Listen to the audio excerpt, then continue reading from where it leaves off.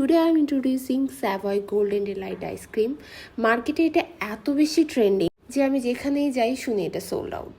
Finally আমি আজকে নিয়ে চলে আসছি, বাট ট্রাস্ট মি এটা এত বেশি ওটস একটা জিনিস ছিল। আমি মেইনলি সালমান মুক্তাদির এবং অনেকের রিভিউ দেখে ভেবেছি এটা না জানি কত মজা হবে। I am so excited.